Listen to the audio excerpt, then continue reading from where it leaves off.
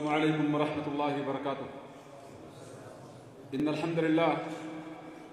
نحمده ونستعینه ونستغفره ونعوذ باللہ من شرور انفسنا وسیئات اعمالنا من يهده الله فلا مضل له ومن يضلل فلا هادي له واشهد ان لا اله الا الله وحده لا شريك له واشهد ان محمدا عبده ورسوله اما بعد۔ دی وقار صدر مجلس فضیلۃ الشیخ محفوظ الرحمن فیضی حفظہ اللہ ورعاہ، آج کی اس پروقار مجلس کی نظامت کا فریضہ انجام دے رہے میرے انتہائی موقر استاد محترم فضیلۃ الشیخ محمد مظہر سلفی حفظہ اللہ، انتہائی قابل قدر،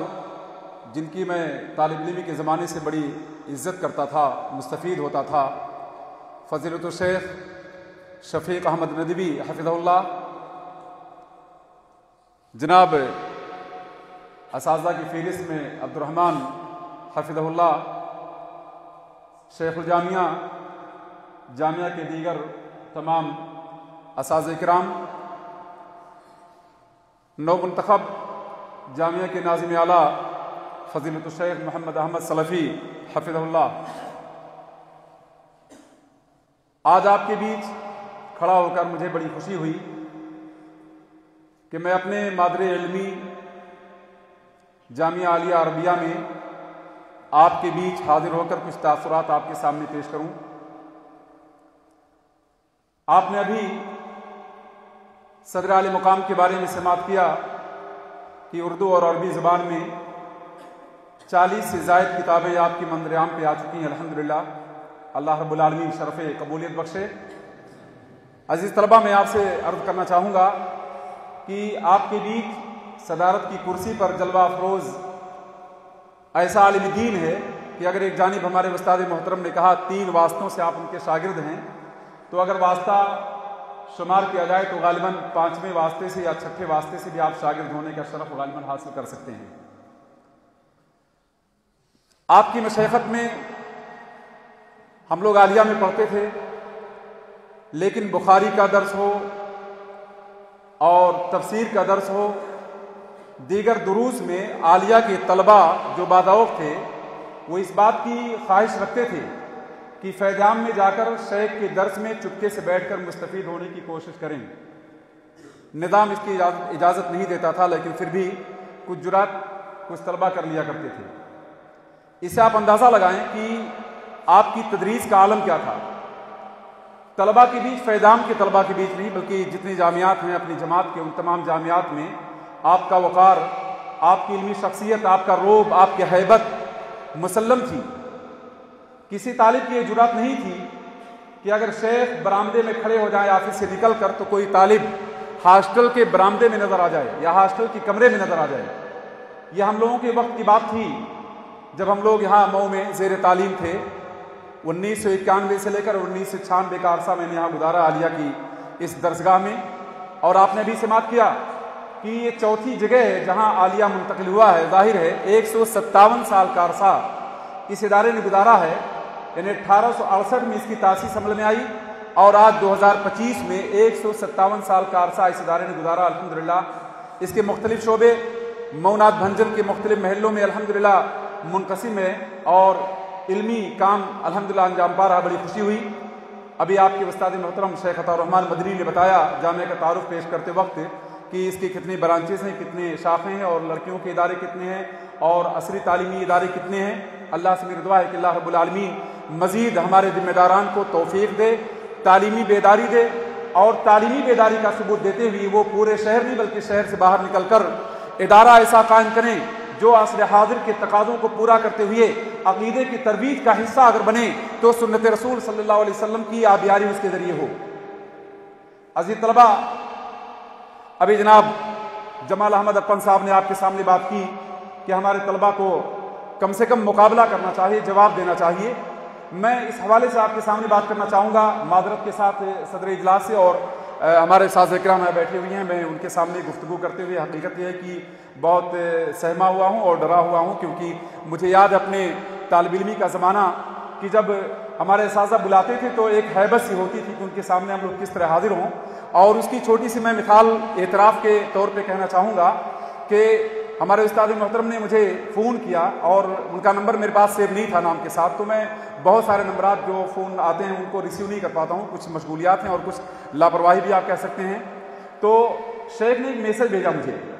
اور میسج میں لکھا کہ آپ کا فون ریسیو نہیں ہو پا رہا ہے. سلام عرض کرنے کے بعد محمد مظہر اعظمی. آپ یقین کریں ایسا مجھے جھٹکا لگا اور اپنے بچپن کا زمانہ یاد آیا کہ جس طرح پہلے کہیں آفس میں طلب ہوتے تھے تو ایک ڈر سا رہتا تھا کہ آخر خیر تو ہے، کیوں طلب کیا گیا آفس میں. مجھے ایسا ہی لگا کہ استاد محترم کا میسج میں جواب کر دوں،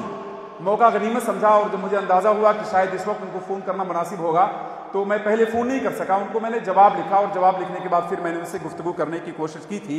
یہ بات بیان کرنے سے میرا مقصد یہ ہے کہ آپ کے اندر بھی اساتذہ کا وہ ادب اور احترام ہونا چاہیے جس ادب اور احترام کے ساتھ آپ کے اسلاف زندگی گزارتے تھے، اور تعلیم پہ آپ کی وہ توجہ ہونی چاہیے جو توجہ آپ کے اسلاف نے دی ہے تعلیم پر. اسی جامعے سے ہم لوگ پڑھے، رہائش بڑی مختصر تھی، بعض طلبہ سوتے تھے، ان کا قد لمبا ہوتا تھا تو ایک سر اگر دیوار پہ ہوتا تھا تو پیر دوسری دیوار سے ٹکرا جاتا تھا، تکیہ رکھنے کی گنجائش نہیں باقی رہتی تھی. وہ جو کمرے یعنی پرانے ادارے میں تھے، آپ نے اس کو دیکھا اگر ہوگا تو آپ کو اندازہ ہوگا کہ بہت چوڑائی اس کی نہیں تھی، لیکن انہی تنگ کمروں میں جن لوگوں نے محنت سے تعلیم حاصل کی اور اپنے مرحلے کو غنیمت سمجھا، کتابوں سے مستفید ہوئے، لائبریری میں کثرت سے ان کا جانا ہوا، اساتذہ کرام کا احترام انہوں نے انجام بجا لانے کی کوشش کی، ایسے لوگ یقینی طور پہ کامیاب ہوئے. میں اپنے بیس کی بات اگر کروں تو میں آپ کو بتانا چاہتا ہوں اختصار کے ساتھ. ابھی آپ نے سنا کہ جامعہ اسلامیہ اور دیگر سعودی جامعات میں آپ کے اخوان کی بھائیوں کی تعداد 150 سے زیادہ ہے. بروقت جو تعلیم حاصل کرنے میں نے شیخ الجامع سے پوچھا بھی تو آپ نے بتایا کہ 150 سے زیادہ طلباء آپ کے ہندوستان سے باہر خلیجی جامعات میں تعلیم حاصل کرتے ہیں. یہ بہت بڑے نعمت کی بات ہے، بہت بڑے شکر کی بات ہے. تو میں آپ سے کہہ رہا تھا کہ میرا ایک ساتھی جو پڑھنے میں متوسط تھا، بہت اچھا نہیں تھا، امتیازی نمبرات حاصل نہیں کرتا تھا، لیکن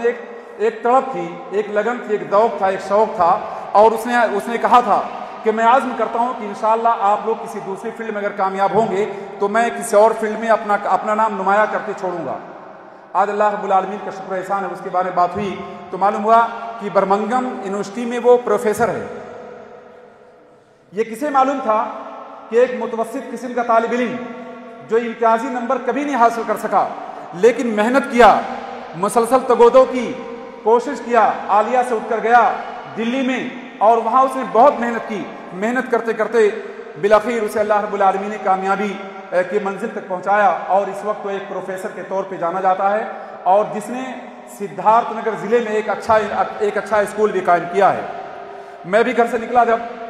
آپ کی اس پروگرام میں شرکت کی تو راستے مجھے یاد آیا کہ ہم لوگوں کے ساتھ پڑھنے والا ایک طالب علم تھا افتخار احمد جو اس وقت کویت ایمبیسی میں ہے. میں نے اسے عرض کیا کہ عالیہ میں ایک پروگرام ہوا ہے اور ابنا کی حیثیت سے شیخ الحدیث محمد جعفر مدنی حفظہ اللہ کو مدعو کیا گیا اور مجھے بھی حکم ہوا کہ وہاں حاضر ہوں. تو بہت خوش ہوا. وہ کہا پہلے اگر معلوم ہوتا مجھے میں وقت نکال کر کے اپنے ادارے میں جاتا اور اپنے بھائیوں کو دیکھتا، اساتذہ کرام کو دیکھتا، پروگرام میں شرکت کرتا. میں اس حوالے سے کہنا چاہوں گا اپنے ذمہ داران سے اور جامعہ کے ناظم اعلیٰ سے کہ مستقبل میں کوئی ایسا موقع آپ نکالیے جس میں پروگرام ہو. جناب اقبال احمد صاحب نے بات رکھی بھی آپ کے سامنے، بہت اچھی بات رکھی انہوں نے. آپ کوئی پروگرام کیجئے جس میں اپنے ابنا کو آپ بلائیے اور دیکھیے کہ آپ کے مدرسے سے فارغین جن پر آپ نے محنت خرچ کی، تھوڑا سرمایہ آپ نے لگایا اور آپ ادارے میں ان کو رکھ کر تربیت آپ نے کی تو آج وہ پود یہاں سے نکل کر صرف نہیں کہ ہندوستان کے بڑے بڑے شہروں میں بلکہ ہندوستان سے باہر بہت سارے ملکوں میں آپ کے فارغ طلبہ بہترین کارنامہ انجام دیتے ہیں. ابو ظبی شہر میں تھا، ابو ظبی میں نے محسوس کیا کہ کون لوگ ہیں جنہوں نے عالیہ سے یا مئو کے اداروں سے تعلیم حاصل کی ہے. تو آپ یقین کریں مجھے 15 نام ملے جو لوگ مختلف میدانوں میں آفسز میں کمپنیوں میں اچھی پوسٹ پر کام کر رہے ہیں اور بڑی خوشی ہوئی ان لوگوں کو جب میں نے ان کو جمع کرنے کے بعد بتایا کہ آپ کی ذمہ داریاں کیا ہیں. تو اللہ رب العالمین کا فضل و احسان ہے، اہل مئو کے احسانات ہیں. آپ نے جو پود لگائی اداروں کی شکل میں آپ کے فارغ طلبہ الحمدللہ دنیا کے مختلف حصوں مختلف ملکوں میں اپنے اپنے فیلڈوں میں کام کرتے ہیں الحمدللہ. میں عزیز طلبہ سے بات کہنا چاہوں گا کہ آپ لوگ اس مرحلے کو غنیمت سمجھیے اور خارجی چیزیں جو آپ کے لیے نقصان دہ ثابت ہو سکتی ہیں ان میں قطعی طور پہ اپنا وقت ضائع کرنے کی کوشش نہ کیجیے. وقت بہت تنگ ہے کیونکہ ابھی ایک اہم شخصیت کا خطاب آپ کے سامنے تاثر پیش ہوگا. میں اس حوالے سے اختصار کے ساتھ کہنا چاہوں گا کہ ہماری نئی نسل مدارس کے طلباء خاص طور پر سوشل میڈیا میں ایسے لگے رہتے ہیں، ایسے مست و مگن رہتے ہیں کہ نشے کی کیفیت طاری ہو جاتی ہے. اور اگر دنیا میں جو سروے پیش کیا گیا، جاپان کی ایک کمپنی نے سروے پیش کیا اس موبائل کے بارے میں، سوشل میڈیا کے بارے میں، تو ان لوگوں نے رپورٹ پیش کی کہ سوشل میڈیا کا استعمال نئی نسل کے لیے ایک مہلک مرض ہے اور ایک نشہ ہے، جس نشے میں گرفتار ہونے کے بعد آدمی اپنے آپ کو اس سے بچا نہیں پاتا اور اپنے آپ کو تباہ کر لیتا ہے. تو آپ کا جو تعلیمی مرحلہ ہے، اس مرحلے میں قطعی طور پہ آپ کو سوشل میڈیا کے حوالے اتنا نہیں کرنا ہوگا کہ جس سے آپ کی تعلیم متاثر ہو جائے، جس کے آپ کی تدریس پر فرق نظر آئے، یا جس کے ذریعے آپ اپنا اصل منصب کھو دیں. آپ اس بات کو جانتے ہیں کہ ہمارے یہاں سے ایک لڑکا فارغ ہوا اور مدینے میں اس کی منظوری آ گئی، لیکن سوشل میڈیا کا غلط استعمال کے نتیجے میں ایک لڑکی نے اس سے فون کیا اور رابطہ کیا، ویڈیو کالنگ کے ذریعے اس کا ویڈیو اس نے بنا لیا. اور آپ جانتے ہیں ایڈٹ کر کے کیا کیا تصویروں لوگ بنا لیتے ہیں. اس لڑکی نے پھر ایک مخلوط تصویر اس بچے کے ساتھ پیش کی، اور بچے کے ساتھ تصویر پیش کرنے کے بعد اسے دھمکی دیا کہ اگر تم اس اکاؤنٹ میں اتنے پیسے نہیں بھیجتے ہو تو میں سوشل میڈیا پر تمہاری تصویر کو نشر کرنے کے بعد تمہارے خلاف FIR کر دوں گی. لڑکا ڈرا سہما بڑی مشکل سے 10,000 روپے جمع کیا اور اس اکاؤنٹ میں پیسہ ٹرانسفر کر دیا. 2 دن کے بعد پھر وہ فون آیا اور لڑکا اتنا پریشان کہ 10,000 روپے جمع کرنا آسان کام نہیں تھا. اس نے مجھ کو فون کیا اور مجھ سے اس نے روتے ہوئے اپنی فریاد رکھی کہ شیخ میں گرفتار ہوں، کیا کروں میں نے اس سے کہا تمہارا ٹکٹ کب کا ہے؟ اس نے بتایا کل میرا ٹکٹ ہے. تو میں نے کہا تم احمق آدمی ہو، تم ایک کام کرو، اپنا سم نکال کے رکھ دو اور موبائل استعمال کرنے کی تمہیں ضرورت نہیں ہے. تم اپنے ماں باپ کو بتا دو کہ میں کل فلائٹ میری ہونے والی، میرے ساتھ کچھ معاملہ، میں وہاں پہنچ کر آپ کو فون کروں گا، اور موبائل آپ بند کر دو، وہ نشر کرے جو بھی کرے، تم اس سے کم آزاد ہو جاؤ. اس مثال کو پیش کرنے سے میں بتانا یہ چاہتا ہوں کہ آپ جیسے نوعمر لوگ جنہیں سوشل میڈیا کے استعمال کرنے کا طویل تجربہ نہیں ہے، نہ جانے کس آفت میں گرفتار ہو جاؤ گے، کس مصیبت کا شکار ہو جاؤ گے اور کس تباہی کے اپنے آپ کو قریب کر دو گے، اس کا آپ کو اندازہ نہیں ہے. لہذا وسائل کا استعمال برائے وسائل آپ کیجیے اور اپنی زندگی کے مرحلے میں جو سب سے قیمتی چیز آپ کے لیے آپ اس میں اپنے آپ کو مشغول کیجیے. شیخ جعفر صاحب آپ کے بیچ بیٹھے ہوئے ہیں، یہاں تعلیم حاصل کرتے تھے اور لائبریری میں سمجھتا ہوں جو قیمتی کتابیں ہوتی تھیں ان کتابوں میں بیشتر کتابوں کا مکمل مطالعہ کیا تھا انہوں نے. میں اگر آپ سے پوچھوں کہ آج کوئی طالب آپ کے بیچ ایسا ہے جو عالیہ عربیہ کی لائبریری میں جو قیمتی کتابیں کم سے کم ہیں، ابن تیمیہ کتاب ہوں، ابن قیم کی ہوں، ذہبی کی ہوں، لالکائی کی ہوں اور بغوی کی ہوں، حافظ بن حجر کی ہوں اور ذہبی کی ہوں، ان بڑے مؤلفین کی کتابوں میں آپ نے کتنی کتابوں کا مطالعہ کیا؟ میں اگر آپ سے سوال کروں اور اگر آپ کوئی جواب دے دے کہ ہاں میں نے ان بڑے مؤلفین کی کتابوں میں بیشتر کتابیں جو عالیہ کی لائبریری میں ان کو پڑھ لیا ہے، تو ایسے لڑکے کو میں انشاءاللہ انعام دوں گا. اگر وہ ابھی جواب دے سکتا ابھی جواب دے، اور اگر نہیں جواب دے سکتا تو مجھ سے وہ ملے، انشاءاللہ میں اسے اسپیشل انعام دوں گا. میں بتانا چاہتا ہوں اس حوالے سے کہ آپ اپنے آپ کو لائبریری سے ایسا جوڑیے کہ آپ کے اساتذہ کو اگر کسی کتاب کی ضرورت پیش آ جائے کہ فلاں کتاب لائبریری میں یا نہیں ہے، تو لائبریرین آپ کو تلاشنے کی کوشش کرے. کون طالب ہے جو لائبریری میں رہنمائی کر دے گا، کتاب کہاں رکھی اس کو بتا دے گا. آپ کا اگر یہ ذوق بیدار ہو جائے اور اتنے حساس ہو جائیں تو یقین جانو کامیابی آپ کی کوئی روک نہیں سکے گا. ابھی ہماری جامعہ اسلامیہ دریا آباد میں چند روز پہلے جب آپ کے شیخ وہاں تشریف لے گئے تھے، ایک پروگرام ہوا. ہمارے پڑوس کی ایک بڑی شخصیت محمد احمد انجینئر، جنہوں نے ہندوستان کی بڑی اعلیٰ تعلیم حاصل کرنے کے بعد بہت بڑی کامیابی حاصل کی ہے، اور فوج کو، چاہے وہ نیوی فوج ہو، فضائی فوج ہو یا زمینی فوج ہو، ہر طرح کی فوجی کمانڈر کی وہ تربیت دیتا ہے. اس نے اپنے بارے میں بتایا کہ میں نے اپنی فیلڈ میں جب محنت کی تو جتنا بھی امتحان ہوا،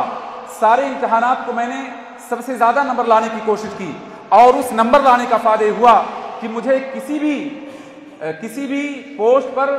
جب بھی میں نے امتحان دینے کی کوشش کی تو ناکام نہیں ہوا. میں آپ سے کہنا چاہوں گا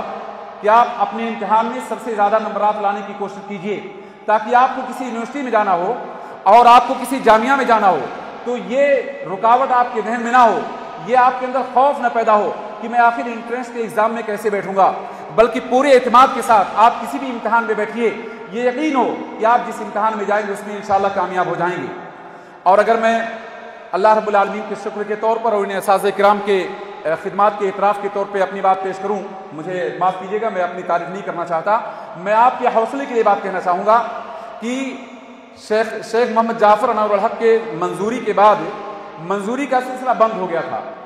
صورتحال اس وقت یہ تھی کہ ہر سال 2 ممتاز بچوں کی منظوری اچھے اداروں سے ہوتی تھی جو پہلی اور دوسری پوزیشن کلاس میں رکھتے تھے،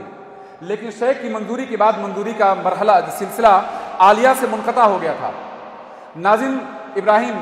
رحمہ اللہ اور ہمارے شیخ الجامعہ شیخ محمد رحمہ اللہ، ان دونوں اور اساتذہ کرام نے ظاہر سی بات اساتذہ کرام کے تعاون ہی سے ان لوگوں نے فیصلہ کیا کہ عالیہ کی منظوری کا سلسلہ اگر منقطع ہوا ہے تو ہمیں ایسے طلبہ کا انتخاب کر کے تدریب کے لیے دلی بھیجنا ہوگا جن طلبہ کی تدریب میں شرکت ادارے کے وقار کو مجروح ہونے سے بچائے بلکہ ادارے کا وقار بڑھے اور طلبہ کو منظوری ملے۔ ہم لوگ ابھی سامنہ میں فارغ نہیں ہوئے تھے، سامنہ میں ہم لوگ تھے، ابھی سند نہیں ملی تھی، لیکن شیخ محمد رحمہ اللہ نے اور ناظم صاحب نے فیصلہ کیا کہ ان طلبہ کو بھیجا جائے۔ چنانچہ مجھ کو اور میرے دوست اجمل کو، شہزاد صاحب کو 5 لڑکوں کو بھیجا گیا یہاں سے، اور ایک شمیم صاحب بھی ہیں، ان کو بھیجا گیا تدریبیہ کے لیے، اور سفارش کی گئی کہ ان بچوں کی ابھی سند نہیں ملی ہے لیکن کچھ مہینوں کے بعد سند مل جائے گی، لہذا ان کو ایگزام میں داخل کیا جائے۔ آپ ذرا غور کیجئے، کوئی بھی انسان اگر اپنے میدان میں محنت کرے، محنت کون سی؟ ایسی محنت جو آپ کو ممتاز بنا دے، کیونکہ اگر عام لوگوں کی طرح سے آپ ہیں، متوسط درجے کے آپ ہیں، تو آپ کی ضرورت نہیں دنیا کو،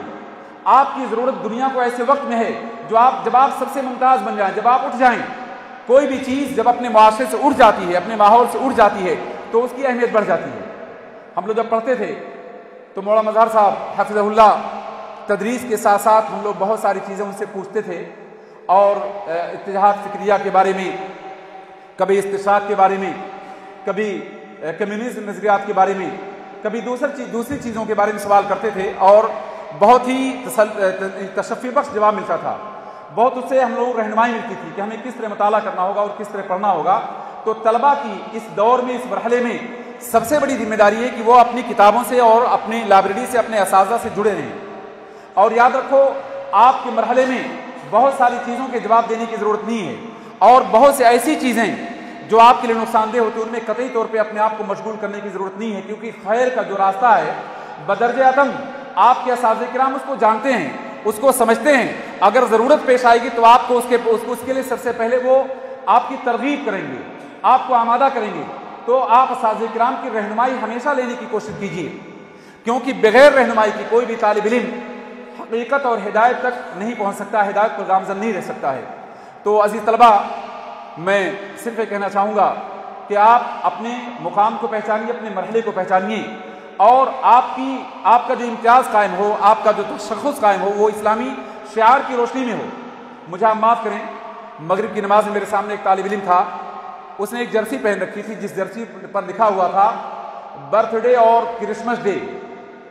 میں آپ سے سوال کرنا چاہتا ہوں کہ اسلامی عقیدے کے اعتبار سے برتھ ڈے کی، کرسمس ڈے کی کیا حیثیت ہے؟ کیا آپ پر یہ بات مخفی ہے کہ یہ ساری کی ساری چیزیں ہمارے اسلامی عقیدے سے متصادم ہیں؟ کیا یہ بات آپ نہیں جانتے کہ اسلام کسی بھی اعتبار سے برتھ ڈے یا میلاد جس کو آپ کہتے ہیں اس کے منانے کا قائل نہیں ہے، اور کرسمس ڈے ہمارے عقیدے سے بالکل متصادم چیز ہے؟ اور دوسری حیرت کی بات یہ میرے سامنے پیش آئی جب میں بہت زمانے کے بعد آج عالیہ میں داخل ہوا۔ میں آپ سے بات صریح طور پہ اس لیے کہتا ہوں کہ میں آپ کا ایک بڑا بھائی ہوں، اور ایک بھائی کو اپنے بھائیوں کی رہنمائی میں کسی بھی طرح کا کوئی خوف نہیں ہوتا، کسی ملامت کا ڈر نہیں ہوتا ہے۔ ہم لوگ بھی پڑھتے تھے، والی بال کھیلنے یہاں تک آتے تھے، اور کبھی ڈومن پورہ پچھم جاتے تھے، کرکٹ کھیلنے کے لیے بھی جاتے تھے۔ بلکہ بڑی عجیب باتیں تھی، میرے اساتذہ مجھے بہت ڈانٹتے تھے کہ میں کرکٹ کھیلنے میں زیادہ وقت لگاتا تھا، اور شاید ڈومن پورہ ہبا والوں کی یہ میرے ساتھ جو بھی آپ ہیں کہ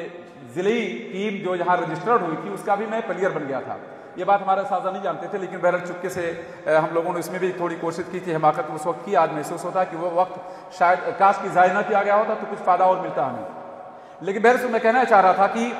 کہ ہم لوگ والی بال کھیلنے جاتے تھے لیکن کرتا پجامے میں جاتے تھے۔ ایسا نہیں تھا کہ جامعہ سے باہر نکلنا ہو تو کرتا پجامہ کے علاوہ کوئی اور لباس پہن لیا جائے۔ آج تو میں نے گراؤنڈ میں دیکھا، عالیہ کے گراؤنڈ میں دیکھا کہ اکثر لڑکوں کو دیکھ کر یہ احساس نہیں ہوا، یقین نہیں ہوا کہ ہمارے طلبہ ہی، ہمارے بھائی ہی جنہوں نے اپنے آپ کو فیلڈ میں ایسا بنا رکھا ہے کہ یہ تمیز کر پانا ہمارے لیے مشکل ہو گیا کہ جامعہ کے طلبہ ہیں یا باہر کے طلبہ ہیں، اپنے تشخص کو کھونے والی قوم کبھی بھی کامیابی سے ہمکنار نہیں ہوتی۔ آپ اس بات کو جانتے ہو کہ ہمارے ملک میں جو فضا قائم ہے اور ہمارے ملک میں آپ کے خلاف، آپ کی یونیفارم کے خلاف، آپ کے لباس کے خلاف، آپ کی داڑھی اور ٹوپی کے خلاف نہ جانے کتنی زہر افشانی کی جاتی ہے، اور آپ کے بارے میں تصور پیش کیا جاتا ہے کہ یہ لوگ احساسی کمتری کا شکار ہو کر ان کی ذہنی اپج نہیں ہو پائے گی، ان کی جو ترقی ہونی چاہیے وہ رک جائے گی۔ لیکن ایسی زبان سے بات سننے کو ملتی ہے جو پورے پارلیمنٹ میں تنہا لباس میں منفرد نظر آتا ہے۔ تو کیا یہ بات ہمارے لیے عبرت کی نہیں ہے کہ ہمارے اساتذہ، ہمارے اکابر، ہمارے بڑے علماء جس لباس میں ملبوس ہیں اس لباس میں اپنے آپ کو آپ رکھیے، ان کا تابع بنائیے اور اپنے تشخص کو پہچانیے، اپنی یونیفارم کی قدر کیجیے۔ کسی بھی ملک کے نظام کی بغاوت کرنے والے ملک کے غدار کہلاتے ہیں، اور کسی بھی یونیورسٹی اور کالج میں پڑھنے والے اگر یونیورسٹی کے یونیفارم کا لحاظ نہ کریں تو شاید وہ کامیابی سے ہمکنار نہیں ہوتے ہیں۔ آپ یقین کرو، میں نے الحمدللہ بہت ساری کانفرنسز میں اور علمی سیمینار میں شرکت کی، لیکن آج میری زندگی کا ایک پہلا مرحلہ تھا جب آپ کے سامنے میں کھڑا ہوا اور میں نے یہ اعزاز اور تکریم جو آپ کی جانب سے پیش کی اس کو میں نے ہاتھ لگایا۔ ورنہ بڑی بڑی کانفرنسز میں صرف اس ڈر سے کہ میرا ویڈیو نہ بنایا جائے، میرا فوٹو نہ لیا جائے اور اس رسم میں میرا نام نہ آئے، میں بیٹھا رہتا ہوں لیکن اٹھ کر جاتا نہیں۔ لیکن آج میرے اساتذہ کرام کا احترام کہیے یا ان کی ہیبت کہیے کہ میں کھڑا ہو کر آپ کے سامنے آ گیا اور شیلڈ کو میں نے ہاتھ لگا دیا۔ تو میں کہنا ہی چاہوں گا یہ ساری کی ساری چیزیں دنیاوی وسائل ہیں، آپ اپنے اصل مقصد کو متعین کیجیے، ہدف کو طے کیجیے، اور ہدف کو طے کرنے کے بعد اپنی فیلڈ کا انتخاب کیجیے۔ آپ کو سیرت سے دلچسپی ہے، عقیدے سے دلچسپی ہے، آپ کو حدیث سے دلچسپی ہے، جو دلچسپی آپ کی ہو، آپ کا میلان جس جانب ہو، آپ کی رغبت جس میں ہو، اس پر آپ سب سے زیادہ محنت کیجیے۔ لیکن اس پر سب سے زیادہ محنت کرنے کا مطلب یہ نہیں ہوا کہ دوسرے علوم میں آپ ناقص رہ جائیں۔ ایک بہادر انسان، ایک محنتی انسان، ایک غیرت مند انسان کسی بھی فیلڈ میں اپنے آپ کو کمزور نہیں دکھانا چاہتا۔ ہاں، آپ کا امتیاز ایک ہے، اس امتیاز میں آپ دوسروں پر فائق رہیے، لیکن دوسری چیزوں میں کمزوری کہیں سے نظر نہ آئے۔ اس لیے عزیز طلبہ، آپ زبان کی بات لیجئے، عربی زبان کا ایسا ماحول پیدا کیجئے کہ عالیہ کے بارے میں صرف نہیں کہ مئو میں بلکہ پورے ہندوستان سے باہر یہ بات جائے کہ عالیہ میں ذوق بہت بلند طلبہ کا ہے، طلبہ عربی زبان میں گفتگو کرتے ہیں۔ ہم لوگ پڑھتے تھے، آپ یقین کیجئے، جب کوئی باہر کا مہمان آتا تھا تو ہمارے اساتذہ کہتے تھے کہ عبدالسمیع چلو تم فلاں تم چلو، مہمانوں کے ساتھ رہنا، تعارف کرانا، ادارے کے بارے میں تم اپنی بات پیش کرنا، یا نظامت کا مسئلہ آتا تھا، ہمارے شیخ کہتے تھے تم جو نظامت کرو اور عربی میں تم معاملے کو پیش کرو۔ تو آپ کے اندر بھی یہ صلاحیت پیدا ہونی چاہیے، جرات پیدا ہونی چاہیے کہ آپ اردو میں بولنے کے ساتھ ساتھ آپ انگریزی میں بولیے، عربی میں بولیے، اور عربی میں ایسا ملکہ آپ کا مضبوط ہو جائے کہ جو کچھ آپ بولنا چاہتے، تعبیر کرنا چاہتے، معافی ضمیر کی ادائیگی چاہتے ہیں، اس میں کسی بھی طرح کی جھجک اور کسی بھی طرح کا تردد آپ کے چہرے سے کوئی کسی طرح کا محسوس نہ ہو، کسی بھی طرح کا شکن دیکھنے میں نہ آئے۔ اور یہ بات اسی وقت ممکن ہوگی جب آپ محنت سے مطالعہ کرو گے، جب آپ الفاظ پہ توجہ دو گے، غریب کلمات کو اپنے ذہن میں بسانے کی فکر کرو گے۔ ایسے میں آپ کے لیے کسی بھی زبان میں گفتگو کرنا مشکل نہیں رہے گا۔ آپ جانتے ہیں بہت سے لوگ کام کرنے جاتے ہیں گلف کنٹریز میں، اور کام کرنے والا انسان 2-4 مہینے میں کم از کم اتنے الفاظ سیکھ لیتا ہے کہ اپنے کلائنٹ سے بات کرنے کی اس کے اندر اہلیت پیدا ہو جاتی ہے۔ آپ 8 سال تعلیم حاصل کرتے ہو، ہر سال کم از کم عربی زبان میں آپ 5-6 کتابیں پڑھتے ہو، تو جو طالب علم 2-4 کتابوں کو پڑھ چکا ہو، صرف و نحو کے قواعد کو سمجھ چکا ہو، ایسا طالب علم عربی زبان نہ بول پائے، یہ بات یقینی طور پہ قابل یقین نہیں ہوتی ہے۔ اس لیے عزیز طلبہ، میرے بھائیوں، آپ لوگ باہم عربی زبان میں بولنے کی عادت ڈالیے، ایک شوق پیدا کیجیے کہ آپ کھیل کا میدان ہو، مطبخ میں جانا ہو، ٹہلنے جانا ہو، کہیں بھی جانا ہو تو کم از کم آپ اپنے دوستوں سے، ساتھیوں سے عربی میں گفتگو کیجیے۔ میں نہیں کہتا کہ 100% لوگ ایسا کر سکتے ہیں، لیکن جو لوگ ذوق رکھتے ہیں، بلند ہیں، انہیں چاہیے کہ وہ اپنا دوست منتخب کریں اور یہ طے کر لیں کہ آج سے ہم دونوں میں سے جب بھی کسی کی ملاقات ہوگی تو عربی زبان کے علاوہ ہم دوسری زبان میں گفتگو نہیں کریں گے۔ اگر یہ شوق آپ کا پیدا ہو جائے اور تھوڑی سی توجہ دیں تو میں سمجھتا ہوں کہ آپ کے اندر طلاقت لسانی اور آپ کے اندر زبان کا ایسا ملکہ پیدا ہو جائے گا کہ آپ آسانی سے بول سکیں گے۔ بہرحال میں عرض کرنا چاہوں گا مطالعے کے حوالے سے کہ آپ کا مطالعہ اتنا وسیع ہونا چاہیے کہ عصر کے بعد کا جو وقت ہے طلبہ عام طور پہ محسوس کرتے ہیں کہ جناب عصر کے بعد کا وقت کھیلنے کا وقت ہے، تفریح کا وقت ہے، اس وقت مطالعے کی ضرورت کیا ہے؟ میں آپ کو بتاؤں، میں نے اپنے زمانے طالب علم میں دیکھا تھا اور آج بھی دیکھتا ہوں اپنے اساتذہ کو اور بڑے لوگوں کو، ماہرین کو، کہ وقت کی جو لوگ قدر کرتے ہیں اور وقت کا جو استغلال کرتے ہیں، صحیح استعمال کرتے ہیں، ایسے ہی لوگ کامیاب ہیں۔ شیخ نے جو ضخیم کتاب ابھی آپ کے سامنے بات آئی کہ عربی میں 2 ضخیم کتابیں، 1500 احادیث پر مشتمل حدیث کا ذخیرہ شیخ البانی رحمہ اللہ نے جو حکم لگایا ہے مستدرک وغیرہ کے سلسلے میں، شیخ نے بتایا کہ میں نے اس کو جمع کیا ہے، اس کی تصحیح باقی ہے۔ اتنا عظیم کارنامہ ہے، اگر آپ کے اندر کچھ بعد وقت طلبہ پیدا ہو جائیں تو اس طرح بڑی شخصیات کی خدمت کر کے، ان کے زیر اشراف کام کر کے آپ تخریج کا اور دوسرا عمل انجام دے سکتے ہو، اور یقینی طور پہ آپ کو استعمال کر کے ان کا کام آگے بھی بڑھ جائے گا، اور اس طرح آپ کے اساتذہ بھی ہوں گے۔ تو میں کہہ رہا تھا مطالعے کا ذوق بناؤ، باہر نکلو تو کتاب آپ کے ہاتھ میں رہے۔ کھیل اگر ہوتا فیلڈ میں اور آپ کھیل میں مشغول نہیں بیٹھ کر دیکھتے ہو تو ایسا ہونا چاہیے کہ آپ کے ہاتھ میں کتاب ہو، تھوڑا سا وقت ملا آپ نے 2-4 صفحات وہاں پڑھ لیا۔ تو عصر بعد پڑھنے کا مزاج بنائیے، اور پڑھنے کے بعد تب باہر نکلیے، کیونکہ اللہ رب العالمین کا شکر احسان ہے کہ ہم لوگوں کی عصر کی نماز باقی لوگوں کے بالمقابل اول وقت میں ہوتی ہے، اور اول وقت میں نماز ہونے کا مطلب یہ ہوا کافی لمبا وقت ہوتا آپ کے لیے۔ اس لیے ہر طالب علم کی ذمہ داری بنتی ہے کہ آپ لوگ عصر کی نماز کے مان بعد کھیلنے کی کوشش کرنے کے بجائے، باہر نکلنے کی کوشش کرنے کے بجائے مسجد میں بیٹھ کر پڑھیے، مطالعہ کیجیے، کچھ کتابوں کو منتخب کیجیے کہ ہمیں اس مہینے میں کتاب پڑھ لینی ہے۔ آپ کو سفر کرنا ہوتا ہے تو سفر میں آپ کتابوں کو بہترین ساتھی سمجھیے، خیر جلیس رجل الکتاب کہتے ہیں عربی میں، اس لیے سفر میں بھی آپ کتابوں کو رکھیے۔ میں آپ سے بتاؤں کہ میں یہاں طالب علم تھا اور جامعہ اسلامیہ دریا آباد کی جانب سے بعد اعمال کی خاطر کبھی سفر کرنا پڑتا تھا، بہار کا، کبھی جون پور کا، کبھی دوسرے شہروں کا، کچھ مشاری تھے، کچھ خدمات تھیں، تو میں عام طور پہ ساتھ میں کتاب رکھتا تھا اور سفر میں بڑی آسانی سے کتاب کا مطالعہ کر لیا کرتا تھا۔ آج محسوس کرتا ہوں کہ ہم لوگ سفر میں جن کتابوں کا مطالعہ کرتے تھے آج اس کا فائدہ ہمیں ملتا ہے تدریس میں، آپ سے گفتگو کرنے میں، کہیں بھی۔ اس لیے طالب علم کی پہچان یہ ہونی چاہیے کہ وہ اور کتاب دونوں کی شناخت ایک ساتھ ہو۔ ایک طالب علم اور کتاب دونوں کی شناخت اگر ساتھ ہو جائے تو یقین جانو کہ آپ وہیں سے کامیابی کا راستہ آپ کے لیے کھل جائے گا۔ بہرصورت شاید عشاء کا وقت بھی قریب ہو، باتیں بہت ساری ہیں بکھری ہوئی، اور میں اس قدر اپنے آپ کو شادہ و فرحاں پا رہا ہوں آپ کے بیچ، جس کو میں زبان سے اظہار نہیں کر سکتا، اور چونکہ بڑے علماء کرام کے بیچ، اساتذہ کے بیچ زیادہ گفتگو کرنا بھی ان کی ایک حساب سے بے ادبی ہوگی۔ اللہ مجھے اسے محفوظ رکھے۔ میں جانتا ہوں کہ بھی انشاءاللہ شیخ مزید گفتگو آپ کے سامنے پیش کریں گے، اس لیے میں اپنے ان تمام بھائیوں کا شکریہ ادا کرتا ہوں اللہ رب العالمین کے شکر کی بات، جن کی اپنی توجہ کے ذریعے یہ پروگرام، خوبصورت پروگرام آپ کے سامنے پیش کیا گیا، چاہے وہ جامعہ اسلام مدینہ منورہ میں اور دیگر جامعات میں ہوں، یا ہمارے جامعہ کے ذمہ داران، اراکین جامعہ اور ناظم صاحب، صدر صاحب اور اساتذہ کرام، تمام لوگوں کا میں شکر ادا کرتا ہوں اور دعا کرتا ہوں کہ اللہ رب العالمین ہم تمام لوگوں کے اندر ایک جہتی پیدا کرے، اتحاد پیدا کرے اور دینی غیرت پیدا کرے، اور ادارے کو تعمیر و ترقی سے ہمکنار کرنے کے سلسلے میں ہم لوگ پوری طرح متحد ہو کر اور ایک جان ہو کر کے اس ادارے کی ترقی کے لیے کوشاں ہوں۔ میں یقین دلانا چاہوں گا شیخ الجامعہ اور ہمارے اساتذہ کرام کو کہ کبھی بھی آپ انشاءاللہ اگر کوئی بھی پروگرام کرنا چاہتے ہیں، ہم لوگوں سے جو بھی خدمات آپ لینا چاہتے ہیں، انشاءاللہ ہر طرح سے ہم لوگ حاضر ہیں آپ کے لیے، کیونکہ ادارہ اپنا ہے، یہاں سے بہت کچھ سیکھنے کا موقع ملا، آپ کے احسانات ہیں، اور اللہ رب العالمین کے فضل کے بعد اہل مئو آپ کا فضل ہے، ادارہ والوں آپ کا فضل و احسان ہے کہ آج اس لباس میں آپ کے سامنے کھڑے ہونے کا موقع ملا۔ اللہ رب العالمین آپ کے لیے آپ کی قربانیوں کو، جہود کو، مساعی جمیلہ کو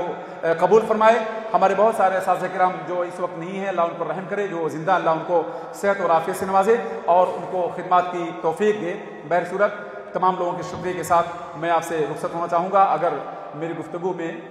لفظش رہی ہو تو لازمی طور پہ اسے محسوس کیجیے گا کہ میں آپ کا بھائی ہوں اور میں کسی خطاب کے لیے نہیں، ایسی تاثر پیش کرنے کے لیے آپ کے بیچ کھڑا ہو گیا تھا۔ اللہ سے دعا ہے کہ اللہ تعالیٰ مجھے اور آپ کو خیر اور حق کی توفیق دے۔ وآخر دعوانا الحمدللہ رب العالمین۔